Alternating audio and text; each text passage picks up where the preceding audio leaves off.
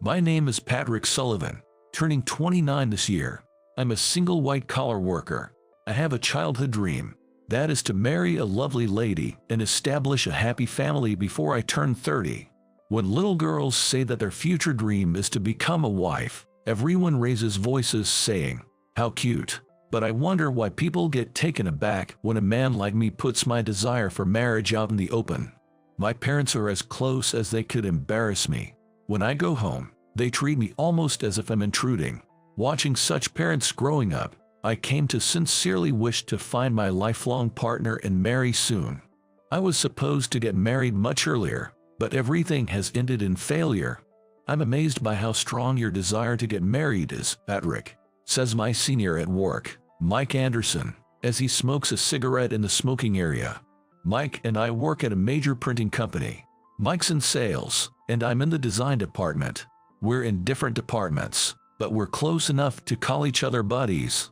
I respond to his sales with my designs. I think we probably have similar sensibilities. We communicate well with each other, making work easier. Also, the tasks that Mike brings in are often challenging, providing me with good stimulation. Exchanging information at the company smoking area has become a daily routine for us, who hang out both in private and at work. There's nothing wrong with it. Just before my goal of turning 30, I'm also desperate to make my dream come true. A party I attended the other day also ended in failure.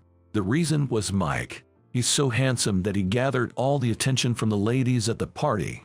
I even asked him not to come to the party once. Well, it can't be helped. I'll introduce you to a special girl, but I'm going to tell her in advance that this is for marriage. Is that okay? Mike said while exhaling smoke from his cigarette. I've known him for a long time, but Mike has never introduced a girl to me before. It was a surprising turn of events. He must have felt sorry for me. If you're introducing me a girl, Mike, I'm sure she will be a beauty without a doubt. I'm looking forward to it, I responded. At my words, Mike raised one of his eyebrows in a slightly boastful way. Hey, you two, how long are you taking for a smoke break? You're still on the clock. Stop slacking off. My direct supervisor, Johnson, yelled from across the smoking area. He's the head of the design department, but he doesn't carry much authority. He's been experiencing a series of defeats in competitions recently, and he's not very well respected within the company. Mike and I are a team with one of the highest sales records in the company. There are many who are envious of us. Johnson is one of the biggest of them. Well, no matter what the reason, it's not a good idea to be targeted by the boss.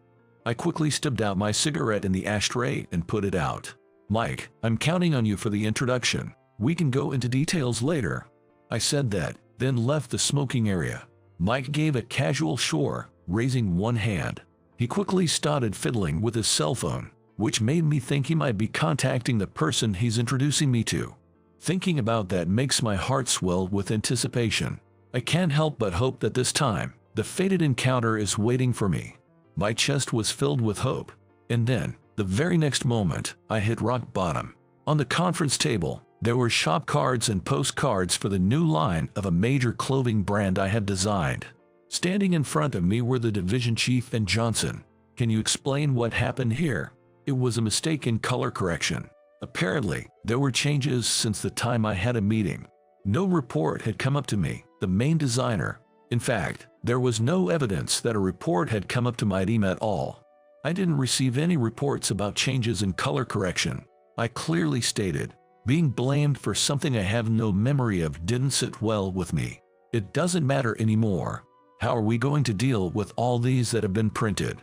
We don't have time to make new ones. Who's going to apologize? None of that matters now, said Johnson. I thought, it does matter, but I also realized that we didn't have time to argue if we wanted to minimize the impact on the client. Regardless, our only option is to reprint. I insisted, but the printing presses, Johnson began. He was trying to say that the press wasn't available for reprinting. It was his job to sort that out. Just then, the conference room door was flung open. I got the printer. Hurry up with the design. Mike's head popped in through the door. He had apparently sprung into action as soon as he heard about the incident. What a reliable senior he is. Prompted by Mike's voice, I quickly grabbed the new color correction data and sample, then hurried to my team's desk. "You're going to take responsibility," Johnson shouted after me as I darted away, repeating it like a broken record. The fact that we managed to get the client to delay the delivery date by 2 days was all thanks to Mike's efforts. But Johnson seemed to be reporting all the credit to himself. It was typical, but still bothersome. The remaining issue was the misprinted deliveries. Who was going to take the fall for this error? It seemed to be me to take responsibility. That day, as I was frantically working on a new design, it seems Johnson reported to the upper management, including the director, that the error was due to my oversight as the team leader. Johnson insists that my signature was on the color correction document. By the way, that document is currently missing. Now that this whole commotion is over, I am being asked to voluntarily resign at a meeting in the CEO's office. Voluntary resignation. I couldn't help but repeat it in surprise. The reasons given were the extensive damages caused to the company and my inability to follow the basics: reporting, communication, and consultation. Even such trivial things were being nitpicked. Probably, as a result of Johnson reporting anything and everything to the higher-ups, it was decided that I was the culprit. By offering my head to the client, they aimed to sweep this mistake under the rug. I could sense that kind of intention from above. At this point, I have absolutely no options. You can take some time to consider this. Just keep in mind we're expecting a positive response, they said. Stunned by what was essentially a layoff notice, I could hardly react. Just when I was about to be introduced to a potential bride by Mike tomorrow, I received this resignation notice and am on the verge of becoming jobless. In this situation, it's irresponsible to say let's date with marriage in mind. I will apologize to Mike and cancel the introduction for tomorrow. That was what I was thinking. But Mike just brushed it off, saying it didn't matter. Don't look so glum. I'm going to take you to a great place to lift your spirits, he said. There's no way Mike doesn't know about my layoff notice. Before I could refuse, Mike was grinning like a mischievous boy, arm over my shoulder. He practically dragged me to a certain location. It was a world I'd never stepped foot into. A night pool at a certain hotel. It's a popular place and requires reservations. Of course, no one under 18 is allowed. The lighting and music create a different atmosphere than during the day. Today, there's a DJ, so it's more upbeat rather than moody. There's alcohol, so it seems like the perfect place to forget my troubles. I've never been to a place like this before. I was overwhelmed by the sight unfolding before my eyes. Girls in revealing swimsuits were happily walking past. Just watching them was a feast for the eyes. I know you've got a lot on your plate, but just try to enjoy tonight. You can worry about everything else tomorrow. I figured that was his way of offering comfort. I'll think about tomorrow when it comes. I decided to enjoy the time being. Mike quickly disappeared somewhere, having been called over by a girl. The popular guys always have it good, wherever they are. I couldn't muster up the courage to approach any of the girls, let alone be approached by any of them. It was such a waste to just space out by the poolside. I decided to make the most out of the pool itself. I resolved to just swim. I love swimming, and being underwater was soothing. The strange sensation of swimming while listening to music and the sounds of excitement was oddly calming. At that moment, something colorful floated slowly towards me, stopping right before my nose. Picking it up with my fingers, I examined the object that had barely brushed my nose. It was a bikini top, and the moment I realized it, I felt as if my face was on fire. If it was here, that meant its owner was. I started looking around frantically, thinking she must be embarrassed. Then, a woman, only her head visible above the water, came up to me, her face flushed with embarrassment. That's mine. She hesitated, pointing at the bikini top I held in my hand. Oh, sorry. It just floated over. I hurriedly handed her the bikini top. Will you take responsibility for what you've seen? She asked shyly, requesting I shield her back from view while she put her bikini top back on. Without a second thought, I hid her from view. My friend pushed me so hard on the water slide, I went flying. I was so scared. After putting her bikini top back on, she laughed at the memory. Her radiant smile was incredibly charming. Mary, did you find it? A voice, probably her friend's, called out to her from a distance. The woman called Mary answered, "I found it," in a voice that carried over the music. "Thanks, you saved me. You're quite the gentleman." She poked me in the forehead with a slender finger. Startled, I froze in place, and she chuckled softly. "See you," she said, leaving me frozen in place as she swam off towards her friends. I blankly watched her slender, white back as she swam away. "Oh, you've already met. That's her." "Oh, Mike, what do you mean?" Mike, who was squatting by the poolside with a cocktail in one hand, was even cool from a guy's perspective. "I was going to introduce you to her. Her name is Mary Newson." He told me that she was his childhood friend. They were from the same hometown, and she was like a little sister to him. "She's also very interested in getting married, just like you. You're the same age, so I thought you'd get along. It's better to have someone with similar values, right?" Hearing that she was the one I was supposed to meet tomorrow, feelings of happiness and disappointment welled up inside me at the same time. I am a man about to be unemployed. I was certainly not in a situation suitable for marriage. She too has a strong desire to get married. There's no way she would consider me a guy who's not suited for marriage. I think the best option would have been to turn down Mike right here and now. But I wanted to see her just one more time. She was that captivating. Am I good enough for her? I mean, she's a good friend from your childhood, right? My question was drowned out by the loud music. It didn't seem to reach his ears. The next day, I headed to the designated Chinese restaurant. I was set to have lunch in a private room. It's a famous place for dim sum lunch, and you can't get in without a reservation. I'm grateful for Mike's connections. It seems I arrived first and was led to an empty private room. I was a bit nervous.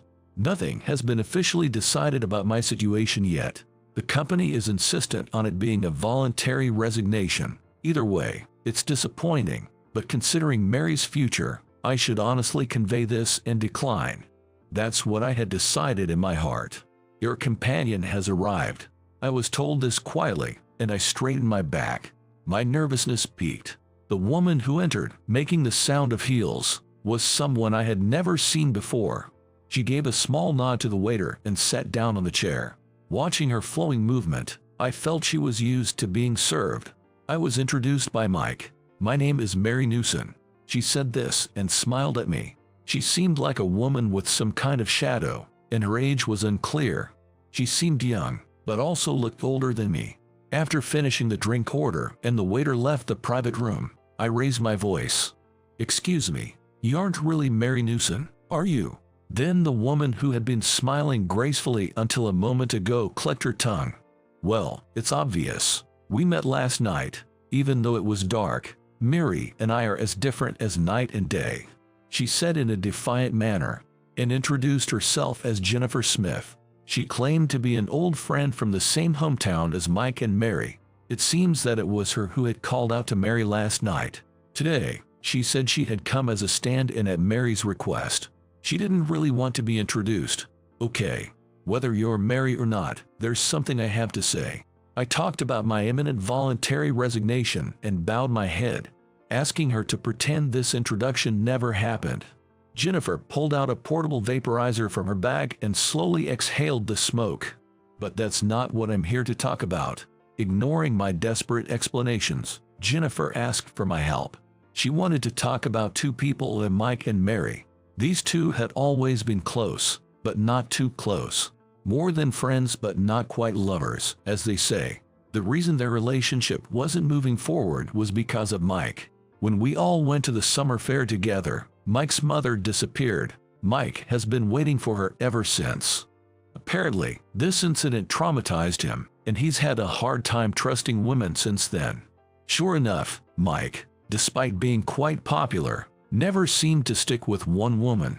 He welcomed all who came and never chased after those who left. That was the nature of Mike's relationships with women. "I want you to help them get together," said Jennifer, looking straight into my eyes.